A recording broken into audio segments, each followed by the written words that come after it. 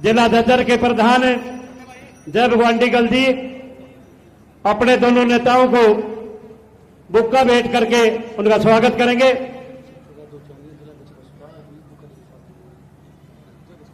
सतप्रकाश दुतानिया जी बुक्का से स्वागत करेंगे। सतपाल दुतानिया जी। अब मैं प्रार्थना करूंगा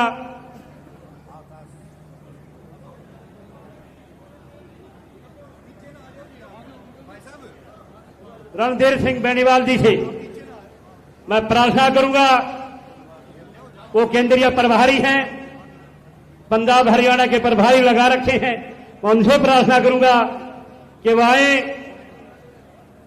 रणधीर बेनीवाल जी और अपनी बात रखें। साथियों जोरदार तालियां सम्मानित प्रभारी जी के सम्मान में, जोरदार तालियां बजा दें।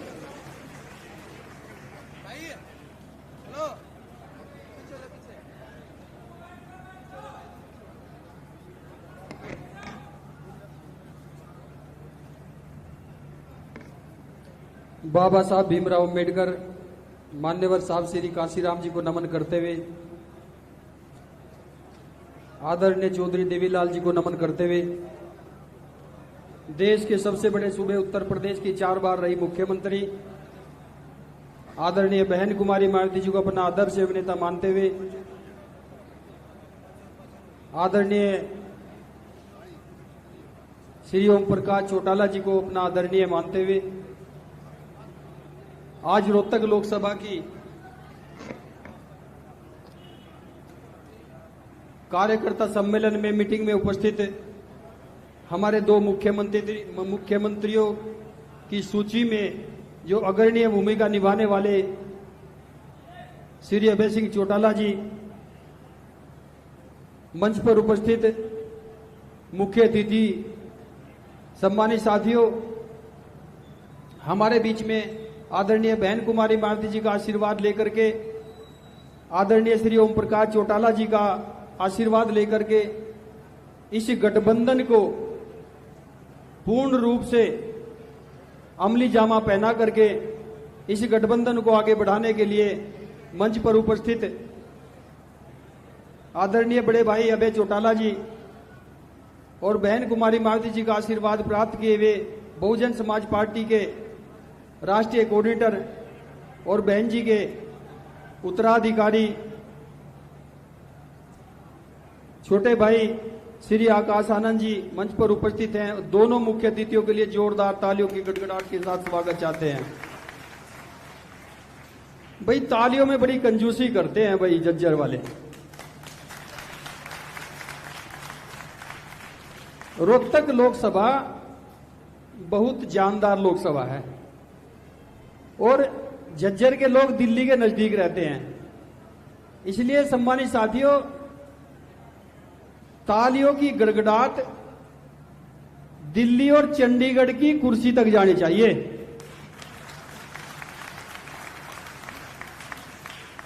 और तालियां 3 प्रकार की होती है, मैं सभी जगह बताता हूं।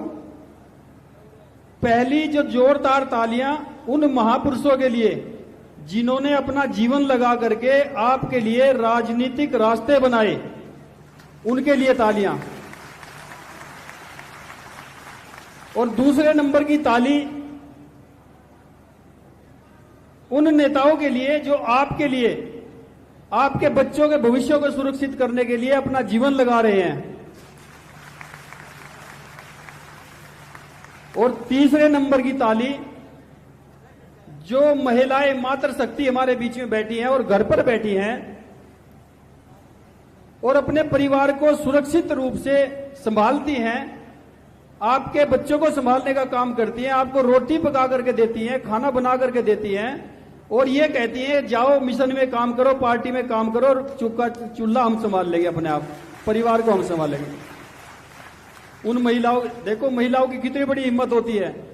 महिलाओं का काम डबल होता है। महिलाएं राजकाज में, राजकाज को आगे पहुंचाने के लिए, राजगद्दी पर अपने मुख्यमंत्री को, राजा को बिठाने के लिए बराबरी का ओट देने का काम करती है महिलाएं, और आपको पूरी इजाजत देती हैं कि मिशन में काम करो, घर का काम हम संभाल लेंगे। तो डबल काम हम महिला का हुआ।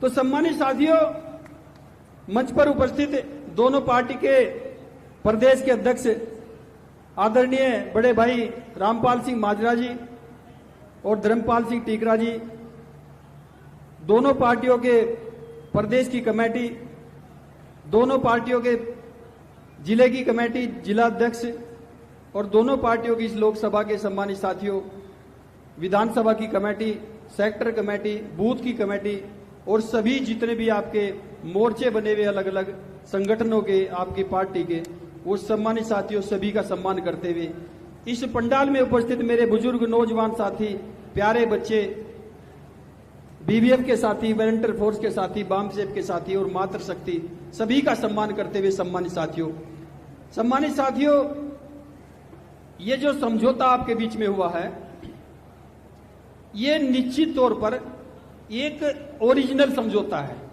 इसको कहते हैं ओरिजिनल समझौता। इसमें जरा सी भी कहीं डुप्लीकेसी नहीं है, क्योंकि किसान के काम मजदूर और मजदूर के काम किसान आता है। उसके अड़ी भीड़ में, दुख सुख में, दुख दर्द में हर तरह से एक दूसरा खड़े होने का काम करता है। और इस देश में जितने भी पूंजीपति लोग बैठे हैं, जिनको यह भी नहीं पता कि गुड़ और शक्कर किस पेड़ पे लगता है, जिसको यह भी नहीं पता कि गेहूं किस खेत में पैदा होता है, उनका पेट भी भरने का काम यह किसान मजदूर करता है। इसलिए सम्मानित साथियों, जब सारा काम किसान मजदूर को करना है, पूरी मेहनत इनको करनी है, तो सम्मानित साथियों गद्दी पे फिर किसका अधिकार है? भाई राजा किसको बनना चाहिए? राजा भी इन्हीं को बनना चाहिए। राजा भी किसान को और मजदूर को बनना चाहिए। और अधिकार किसको मिलने चाहिए वहां से? जब राजा किसान मजदूर में से बनेगा तो अधिकार भी इन्हीं के चाहिए सम्मानित साथियों। इसलिए सम्मानित साथियों, इस समझौता, जब यह समझौता हुआ हमारे बीच में, सम्मानित साथियों, जिस दिन समझौता हुआ चंडीगढ़ में, उसी दिन बीजेपी, भारतीय जनता पार्टी और कांग्रेस के पेट में दर्द हो गया। उसी दिन बेचैनी हो गई। और ऐसी बेचैनी हुई सम्मानित साथियों, भारतीय जनता पार्टी का जो मुख्यमंत्री है वो उल्टे सीधे वायदे करने लगा, उल्टी सीधी घोषणा करने में लग गया। और सम्मानित साथियों, ये नहीं पता है कि जनता बेवकूफ नहीं है। आज की जो जनता है, पढ़ी लिखे समाज के लोग हैं, पढ़े लिखे जनता है। हरियाणा का लोग इतना बेवकूफ नहीं है कि बार बार सरकार इन्हीं की बनाता रहेगा, बेवकूफ बनता रहेगा। सम्मानित साथियों, कांग्रेस की सरकार हुड्डा की चली 10 साल, पेंशन उसने खत्म की, अधिकार उसने खत्म किए, और अब दोबारा से वो वायदे करना शुरू कर रहा है। सारे जितने भी सिस्टम, जो भी वायदे किए सम्मानित साथियों, और जो भी उन्होंने गलतियां की है, हमारे बीच में अभय चौटाला जी जब आएंगे आपके बीच में सुनाने का काम करेंगे। और सम्मानित साथियों, बेचैनी इतनी बढ़ गई और हमने उनको बोला कि अब बेचैनी का आपका समय शुरू हो गया, अब दुख का समय शुरू हो गया। 20 साल आपने काट लिए, 10 साल एक ने काट लिए, 10 साल एक ने काट लिए। अपने आप ही मुख्यमंत्री बदलते रहो, अपना आप ही योजना बदलते रहो। 20 साल का टाइम आपका देख लिया, अब यहां से चलने का टाइम, रुखसत का टाइम आपका शुरू हो गया। हमने कहा गठबंधन का मुख्यमंत्री बनकर के अभय चौटाला जी आ रहे हैं, रास्ते खाली कर दो, रास्ते खाली कर दो कांग्रेस वालों, बीजेपी वालों, मुख्यमंत्री आपके बीच में आने वाले हैं। और सम्मानित साथियों, कॉन्फिडेंस की लड़ाई है। मन के हारे हार है और मन के जीते जीत है। इसलिए सम्मानित साथियों, अपने कॉन्फिडेंस को पैदा कर लो, अपने अंदर इतना कॉन्फिडेंस पैदा कर लो कि कहीं भी किसी तरह भी कोई भी व्यक्ति मिले, कांग्रेस का मिले, बीजेपी का मिले, आपके बीच में किसी भी तरह का व्यक्ति हो, किसी का कार्यकर्ता हो, अपने अंदर कॉन्फिडेंस भरो और ये कहना शुरू करो कि गठबंधन की सरकार आ रही है। भाई इस बार तो गठबंधन की सरकार आ रही है। चर्चा करनी है आपको चर्चा शुरू करनी है। जो व्यक्ति, जो पदाधिकारी है दोनों पार्टियों का, उसके लिए फाउंडेशन है, बाध्यता है कि वो काम छोड़ करके काम करे।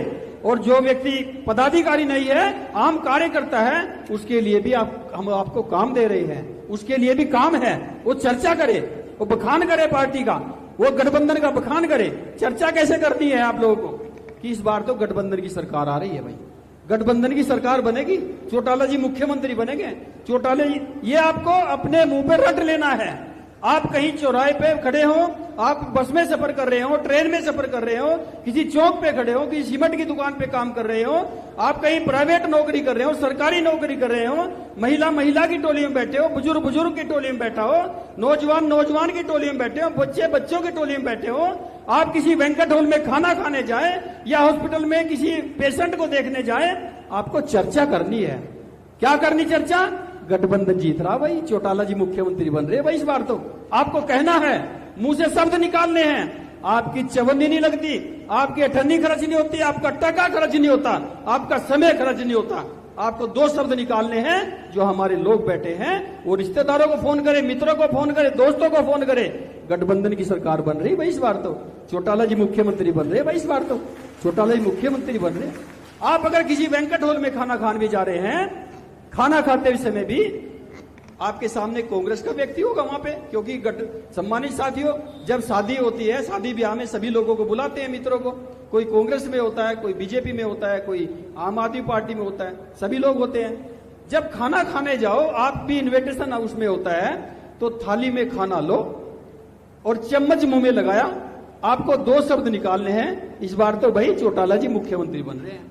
इस बार तो चौटाला जी मुख्यमंत्री बन रहे हैं भाई, गठबंधन की सरकार बन रही है भाई। जब आपके सामने दूसरी पार्टी का व्यक्ति होगा, वो घूर करके देखेगा आपकी तरफ, बोलेगा कुछ नहीं, हिम्मत ही नहीं बोलने की, क्योंकि हवा चल चुकी है, आंधी चल चुकी है गठबंधन की। सम्मानित साथियों, बोलेगा कुछ नहीं, वो सोचेगा ये क्या हो गया भाई। सम्मानित साथियों, जब अपने खेमे में जाने का काम करेगा, वो वहां बोलने का काम करेगा कि भाई बैंक्वेट हॉल में गठबंधन की चर्चा चल रही थी भाई, चौटाला जी की चर्चा चल रही थी, ऐसे कह रहे थे भाई गठबंधन की सरकार बन रही है। जब उनके खेमे में जो लोग सुनेंगे सम्मानित साथियों, और वो जो आपके संपर्क के होंगे, जो लोग भ्रमित होकर के उनकी तरफ जा चुके, जो भ्रमित होकर के जिन्होंने कांग्रेस को और बीजेपी को वोट डालने का काम किया है, वो ये बात सुन करके कि चर्चा गठबंधन की चल पड़ी, इस बात को सुन करके उनका मनोबल डाउन होगा और वो गठबंधन की तरफ आएंगे। सम्मानित साथियों, वो कहेंगे कि हम अपने घर की तरफ क्यों ना जाएं, हम जाएंगे अपने घर की तरफ, हम क्यों ना चौटाला जी को मुख्यमंत्री बनाने के लिए अपनी आहुति देने का काम करें।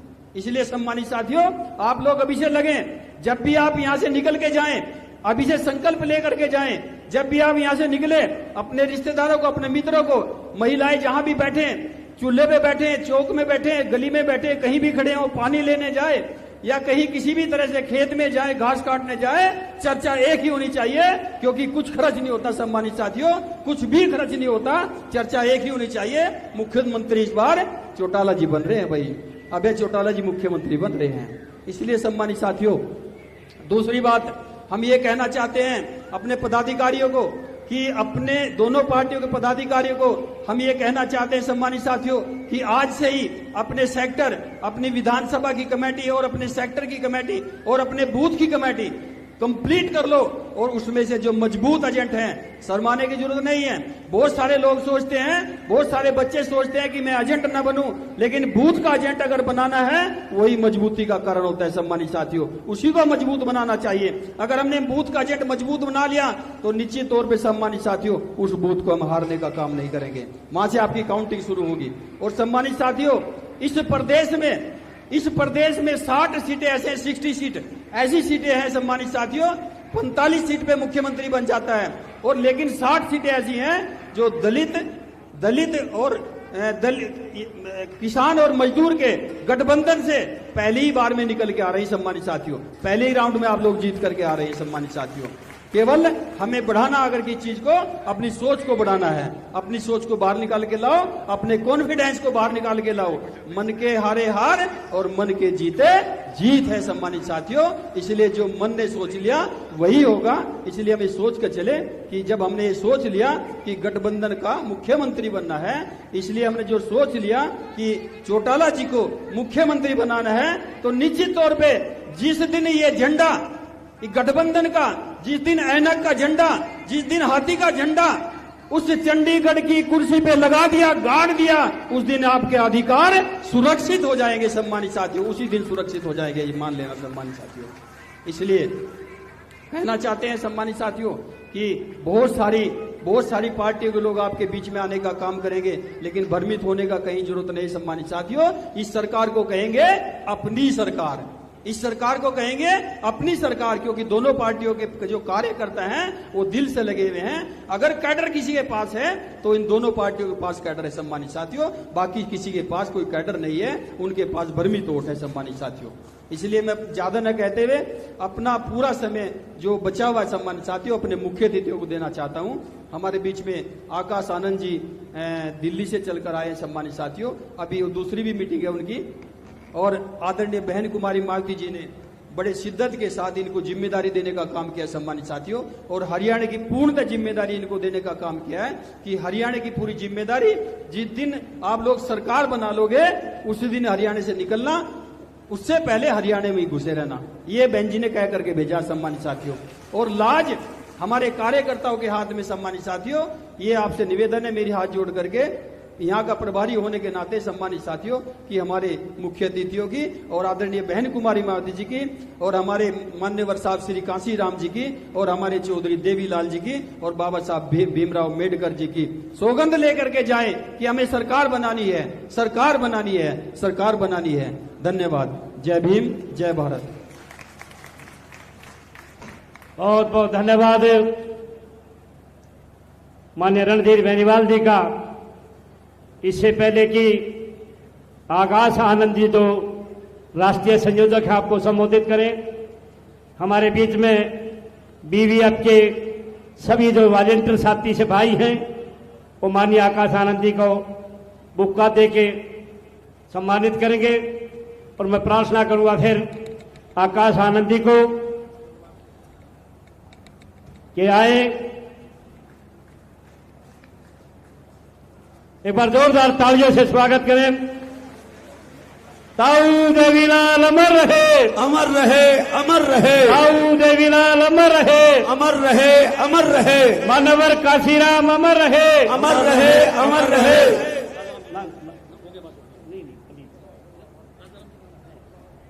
कोई बात मैं नहीं, प्रार्थना करूंगा कोई बात। आकाश आनंदी से जो बीएसपी के राष्ट्रीय संयोजक हैं, हमारे बीच में आए हैं, मैं प्रार्थना करूंगा वे आए और अपनी बात भी रखें।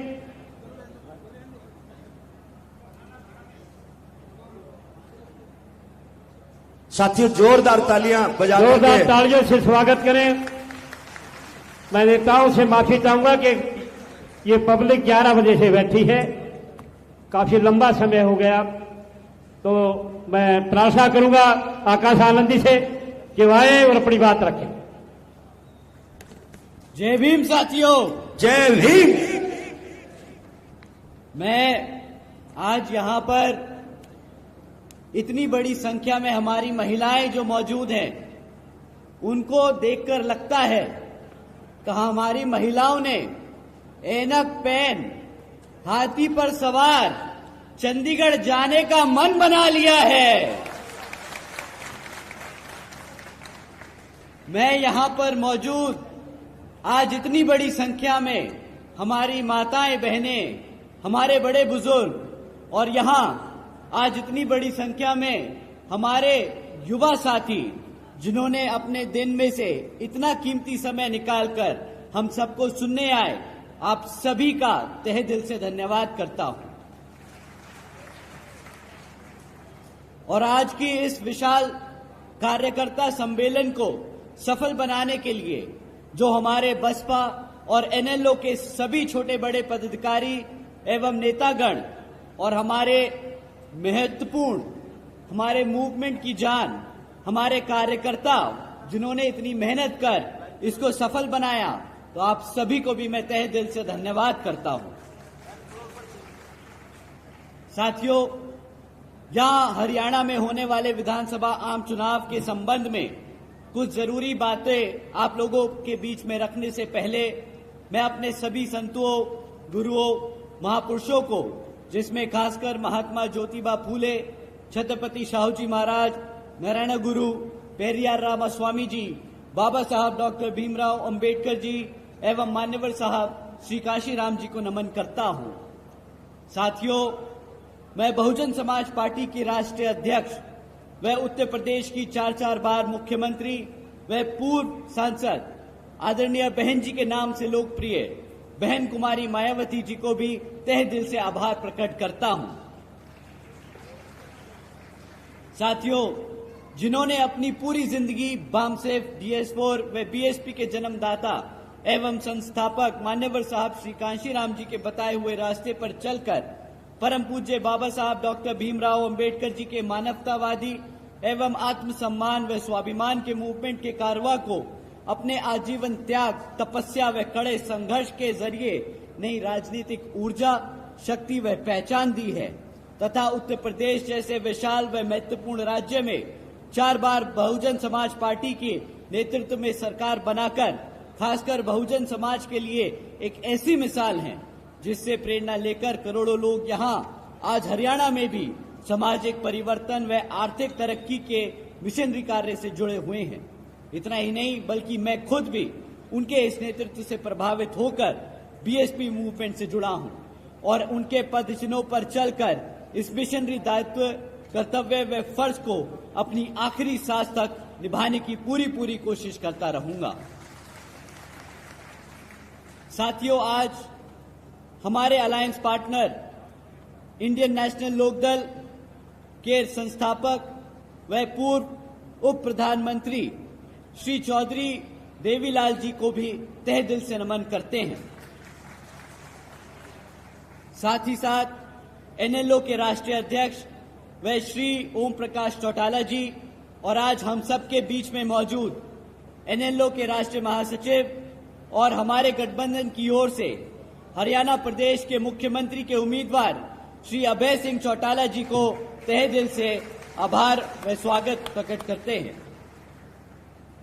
साथियों, इससे पहले मैं यहां विधानसभा आम चुनाव के मुद्दे आप लोगों के बीच में रखूं, मैं हाल ही में ऑनरेबल सुप्रीम कोर्ट के सब कास्ट कैटेगराइजेशन के जजमेंट के ऊपर आप लोगों से 2 मिनट बात करना चाहूंगा, जिसके संबंध में आदरणीय बहन कुमारी मायावती जी ने भी अभी कुछ ही दिन पहले प्रेस कॉन्फ्रेंस कर हम सबको उसके बारे में अवगत कराने का काम किया था। साथियों, ये जो सब कास्ट कैटेगराइजेशन का जजमेंट अभी पास हुआ है सुप्रीम कोर्ट जी से, तो इसका मतलब क्या है मैं आपको मूल्य में बताता हूं। साथियों, ये जो ऑर्डर पास हुआ है इसके तहत राज्य की सरकारों को पूरी ताकत दे दी गई है, जिसके तहत वो SC/ST कास्ट के अंदर जो रिजर्वेशन की सुविधा है उसको अपनी मनमर्जी से किसी भी जाति को निकालकर हटा सकती है और किसी भी जाति को उस SC/ST में रिजर्वेशन देने की ताकत रखती है। साथियों, जो ये रिजर्वेशन का मुद्दा है, ये बाबा साहब ने सिर्फ और सिर्फ हमारे राष्ट्रपति जी को और पार्लियामेंट को, हमारी पार्लियामेंट को छेड़खानी का दिया था। ताकत सिर्फ उन्हीं के पास थी कि इस सूची में किसको रिजर्वेशन दिया जाए और किसको ना दिया जाए, वो सिर्फ और सिर्फ पार्लियामेंट और राष्ट्रपति जी के पास था। परंतु ये जजमेंट के तहत ये अब ताकत उठाकर राज्य की सरकारों को दे दी गई है। अब इससे आपका क्या नुकसान है साथियों? इससे हमारे SC/ST भाइयों का ये नुकसान है कि अब राज्य की सरकारें अपने मन मुताबिक हमारे बीच में मनमुटाव पैदा करने के लिए एक जाति को रिजर्वेशन की फैसिलिटी देगी और दूसरी से छीन लेगी। साथियों, ये राजनीतिक टूल बन जाएगा, ये वोट बैंक का टूल बन जाएगा, ना कि जिस शिद्दत से, जिस कारण से ये रिजर्वेशन की फैसिलिटी दिलाई गई थी हमारे समाज को, ये उससे हटकर आज एक राजनीतिक टूल बनकर रह जाएगा। और साथियों, जैसा कि आदरणीय बहन जी ने कहा है कि ये समय के साथ हमारे सभी SC/ST जातियों को हटाकर आम जातियों में बांटने का काम करेंगे। तो साथियों, आपसे दरखास्त है कि इस मुद्दे पर आप लोग अपने समाज में, अपने घर गांव में जाकर बात करें और इसका, जैसा कि बहन जी ने खंडन किया है, आप लोग भी बड़े पैमाने पर खंडन करें। आप लोगों से दरख्वास्त है, जिस तरीके से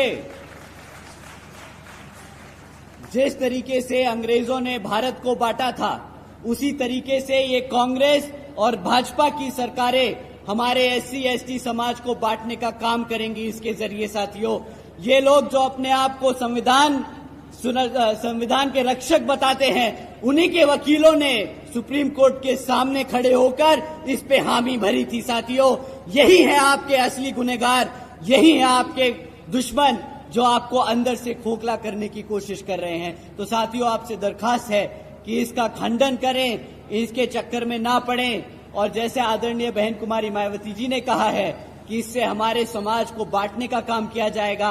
SC ST एक समाज है, कोई हजारों जातियां नहीं, हम सब एक हैं, तो रिजर्वेशन भी एक है हमारा। अब साथियों, हरियाणा प्रदेश की बात करते हैं तो पिछले 10 साल से यहां हरियाणा में भाजपा की सरकार चल रही है, और अब जब आम चुनाव हमारे सर पर है तो फिर से आपके बीच में आकर ये भाजपा के लोग आपसे आपका वोट मांगने का काम करेंगे। परंतु साथियों, इस बारी आप लोगों को वोट डालने से पहले आपको इनसे कुछ जरूरी मुद्दों पे सवाल करने होंगे। साथियों, मैं आपसे जाति और धर्म के आधार पर सवाल करने को नहीं कहूंगा, मैं आपसे कहूंगा कि आप शिक्षा पे सवाल करें, रोजगार पे सवाल करें, और यहाँ पे आसमान छूती हुई महंगाई पे सवाल करें। ये 3 ऐसी चीजें हैं जो हमारे घर को, हमारे आने वाले भविष्य को इम्पैक्ट करती हैं। साथियों, शिक्षा के नाम पर जब आपको सवाल करना है तो इनके 10 साल का रिकॉर्ड आज ये कहता है कि पिछले 10 सालों में सरकार ने यहाँ पर 5000 से ज्यादा प्राइमरी स्कूल्स को बंद करने का काम किया है। एक तरफ हमारे बच्चों की पढ़ने की संख्या बढ़ रही है और दूसरी तरफ इन्होंने हमारे प्राइमरी स्कूल्स बंद करने का काम किया है। साथियों, इतना ही नहीं बल्कि यहाँ पर हरियाणा में 2200 सीनियर स्कूल हैं, सीनियर सेकेंडरी स्कूल है। आज उनमें हजारों स्कूलों में से ज्यादा प्रिंसिपल तक नहीं है। अब साथियों, आप बताइए कि एक तरफ जहां बच्चों के स्कूल बंद करे जा रहे हैं और बचे कुछ स्कूलों में जहां पर बच्चे पढ़ने जाते हैं वहां पे पढ़ाने के लिए शिक्षक नहीं है, तो अब आप ही बताइए क्या ये आपके भविष्य से खिलवाड़ है कि नहीं। अब आप ही बताइए, अगर आपका बच्चा अगर पढ़ेगा नहीं तो क्या अपने पैरों पर कभी खड़ा हो पाएगा कि नहीं। बताइए, हमारी माताएं बैठी हैं, खड़ा हो पाएगा कि नहीं। जब अपने पैरों पर नहीं खड़ा हो पाएगा तो क्या करेगा, गुलामी ही करनी पड़ेगी ना इन सत्ताधारी लोगों की। बताइए, तो आपको अब समय आ गया है इनको सत्ता से उखाड़ फेंक, अपने अभय सिंह चौटाला जी को, माननीय अभय सिंह चौटाला जी को सत्ता में बिठाने का।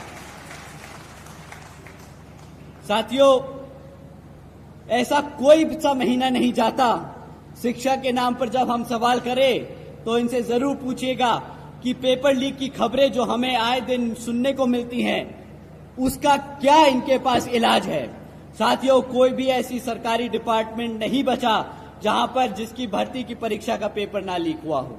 सबसे ज्यादा हमारा समाज, किसान भाई, SC ST समाज इन सरकारी नौकरियों के लिए पेपर देता है ताकि सरकारी नौकरी में आरक्षण के तहत उसको रोजगार मिल सके। परंतु ऐसा कोई पेपर ना हुआ जो लीक ना हुआ और इनको बहाना ना मिल गया वो सरकारी नौकरियों को रद्द करने का। साथियों, हकीकत तो ये है कि बीजेपी हो या कांग्रेस, दोनों ही पार्टियां हमारे बच्चों के भविष्य के साथ खिलवाड़ कर रही है।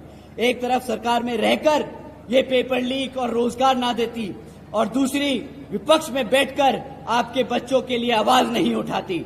अब आप ही बताइए इनमें से कोई भी पार्टी को हक है सत्ता में रहने का कि नहीं।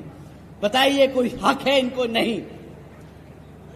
साथियों, एक तरफ भाजपा और कांग्रेस है जो गरीब विरोधी नीतियों पर चल रही है और दूसरी तरफ हमारी आदरणीय बहन कुमारी मायावती जी की नीतियां हैं जिसके तहत चलकर यूपी में बीएसपी की सरकार ने सावित्रीबाई बालिका आशीर्वाद योजना चलाई थी, सावित्रीबाई फूले बालिका शिक्षा योजना चलाई थी, जिसके तहत 7 लाख से ज्यादा बच्चियों को 12वीं तक की शिक्षा के लिए आदरणीय बहन जी ने 600 करोड़ की लागत लगाकर इनको पढ़ाने का काम किया था।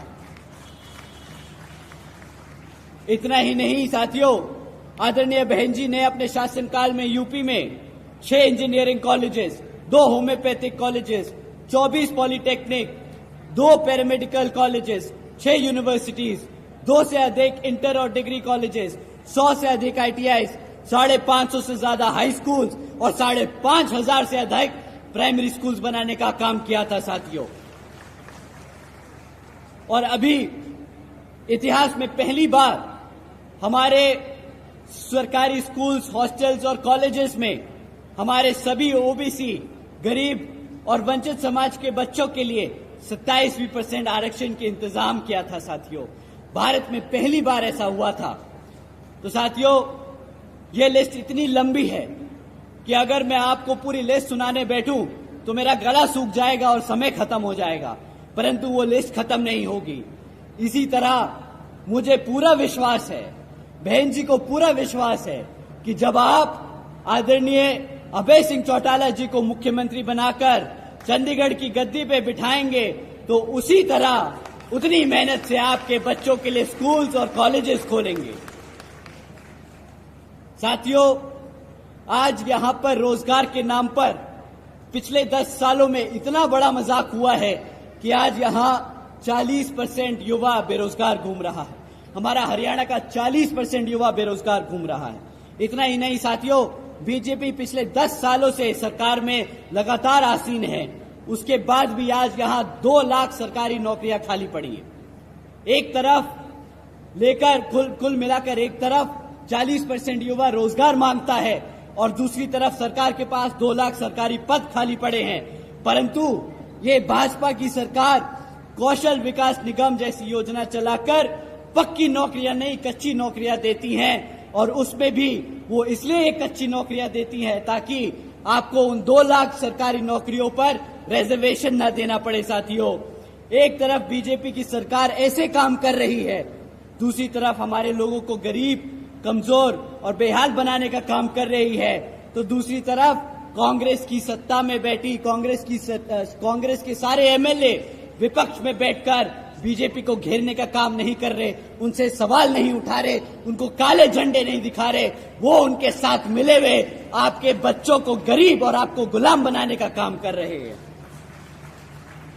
साथियों, एक तरफ तो ये कांग्रेस और भाजपा ही है, दूसरी तरफ बहन जी की सरकार के दौरान 90,000 से अधिक शिक्षकों को रोजगार मिला था, 1 लाख से अधिक सफाई कर्मचारियों को रोजगार दिया गया था, 2 लाख से अधिक जवानों को पुलिस फोर्स में भर्ती किया गया था और 30 लाख से अधिक हमारे अपर कास्ट समाज के कमजोर बच्चों को विभिन्न सरकारी नौकरियों देने का काम किया था। साथियों, ये सिर्फ 5 साल का काम है, ये सिर्फ 5 साल का काम है। एक तरफ भाजपा 10 साल से राज कर रही थी, उससे पहले कांग्रेस 10 साल से राज कर रही थी और आज भी 40% युवा बेरोजगार है। तो बताइए, इनकी मंशा पे आपको शक होता है कि नहीं? लगता है कि ये लोगों ने गद्दारी करी है कि नहीं? साथियों, इतना ही नहीं, बहन जी के शासनकाल में सरकार के दौरान कृषि और एवं संबंधित कार्यों में मिनिमम वेज, जिसको भी 55 रुपए से बढ़ाकर 100 रुपए कर दिया गया था प्रतिदिन। इतना ही नहीं, क्रीमी लेयर की वार्षिक आय को भी 3 लाख रुपए से बढ़ाकर 5 लाख रुपए करा था। और यहां पर हमारे किसान भाई बैठे हैं, उनको जानकर हैरानी होगी, रातों रात आदरणीय बहन जी ने गन्ना के दाम दुगने कर दिए थे। जिस तरीके से यहां पर आदरणीय अभय जी सरकार में आकर आपके लिए करेंगे। साथियों, बहन जी के गवर्नेंस मॉडल के तहत चलकर ही बसपा की सरकार ने प्रदेश के सभी समाज के लोगों को अपने पैरों पर खड़ा कर उनको स्वाभिमान से जीने का अधिकार दिलाया। और अब साथियों, अगर हम महंगाई की बात करें, तो महंगाई भी आसमान छू रही है। एक समय था जब ये भाजपा के लोग सड़क पर से गैस का सिलेंडर लिए घूमते थे, बोलते थे 400 रुपए का गैस सिलेंडर बहुत महंगा है। और आज आप गैस का सिलेंडर का दाम पता करा लीजिए साथियों, आज गैस का सिलेंडर 1000 रुपया पार कर चुका है। अब इनको गैस का सिलेंडर याद नहीं आता, अब इनको स्टारबक्स में कॉफी पीनी है, अब इन्हें पिज्जा हट में पिज्जा खाना दिख रहा है, पर इनको गैस का सिलेंडर हमारी माताओं बहनों का नहीं दिखता महंगा। साथियों, जब महंगाई को नजरअंदाज कराना हो तो ये आपको बोलते हैं मुफ्त में राशन ले लो, बड़े गर्व से बोलते हैं कि 80 करोड़ जनता को हमने मुफ्त में राशन दिया। इनसे कोई पूछे कि अगर मुफ्त में राशन दिया है तो उसकी लागत क्या है? मुफ्त में राशन मिलने की लागत साथियों, आपको 1000 रुपये का राशन नहीं मिलता, साल का 12,000 रुपए से राशन से ज्यादा का राशन नहीं मिला आपको। पर अगर आपके घर में हर एक बच्चे को एक एक नौकरी भी मिल जाती तो वो साल का 2.5 लाख कमाकर आपके झोली में भरता। इन्होंने आपको 2.5 लाख का चूना लगाया 12,000 देकर, महंगाई से भटकाया और ये अनाज देकर। तो साथियों, ऐसी स्कीमों से आपको गुलाम बनाने का काम किया जा रहा है, आपको बच्चों को रोजगार देकर अपने पैरों पर खड़ा नहीं। साथियों, अगर यहां पर आप एनएलओ और बसपा की सरकार को बनाएंगे तो जिस तरीके से यूपी में बहन जी ने लोगों को रोजगार देने का काम किया, उससे दुगनी तेजी से यहां पर श्री अभय सिंह चौटाला जी आपके बच्चों को रोजगार देने का काम करेंगे। साथियों, इन्हीं कुछ जरूरी बातों के साथ ही अब आप सभी लोगों से मेरी व खासकर आदरणीय बहन कुमारी मायावती जी की भी ये विशेष अपील है कि इस विधानसभा आम चुनाव में आप सभी लोग हर मोर्चे पर सावधान रहें। आपका वोट बहुत कीमती है। आपका वोट कोई खरीद ना पाए, आपका वोट कोई लूट ना पाए, आपका वोट कोई पढ़ने से रह ना जाए। साथियों, जाति बिरादरी, धन बल, मंदिर मस्जिद या किसी भी भावना आदि के नाम पर कोई स्वार्थी अपने जाल में फंसाकर आपके वोट का दुरुपयोग ना कर ले, क्योंकि साथियों, देश के हर एक महिला, पुरुष व युवा को वोट डालने का अधिकार यहाँ परम पूज्य बाबा साहब डॉक्टर भीमराव अंबेडकर जी के अति महत्वपूर्ण देन है। मैं आप सभी से एक बार फिर से खास अपील करता हूं कि आप लोग यहाँ अपने अपने क्षेत्रों में जहां बसपा और एनएलओ के विधानसभा उम्मीदवार चुनाव लड़ रहे हैं, तो आप उन लोगों को वोटिंग मशीन पर बसपा का हाथी चुनाव चिन्ह और एनएलओ का चश्मे का चुनाव चिन्ह के सामने वाले बटन को दबाकर यहां पर उन्हें भारी मतों से जिताकर विधानसभा में भेजने का काम करें, ताकि आने वाले समय में आप सब हमारे अपने श्री अभय सिंह चौटाला जी को मुख्यमंत्री के रूप में देखकर आपके लिए काम करने का मौका दें। अब अंत में मैं अपनी बात यहाँ खत्म करने से पहले अपनी सारी माताएं बहनें, सारे बड़े बुजुर्ग, हमारे सभी युवा साथी, हमारे सभी प्रेस के, हमारे मेहनतकश गीतकार, हमारे सभी कार्यकर्ता और नेतागण, आप सभी का मैं तहे दिल से धन्यवाद करता हूं और आपसे विनती करता हूं कि अब हमारे मुख्य अतिथि श्री अभय सिंह चौटाला जी की आप बात सारी ध्यान से सुने। वो आपको आकर बताएंगे कि किस तरह आपके लिए यहाँ पे काम किया जाएगा। तो एक बार जोरदार तालियां हमारे श्री अभय सिंह चौटाला जी के लिए। बहुत बहुत धन्यवाद माननीय आकाश आनंदी का। अब मैं प्रार्थना करूंगा बहुत तेजधारू, कर्मठ, संघर्षशील और प्रदेश में अपनी बात के धनी के नाम से मशहूर किसानों की आवाज, युवा दिलों की धड़कन चौधरी अभय सिंह चौटाला से मैं प्रार्थना करूंगा कि आए और अपना संदेश आपको दे। मैं 2-3 नारे लगाऊंगा, आपने उसमें सहयोग देना है। बाबा साहब अमर है।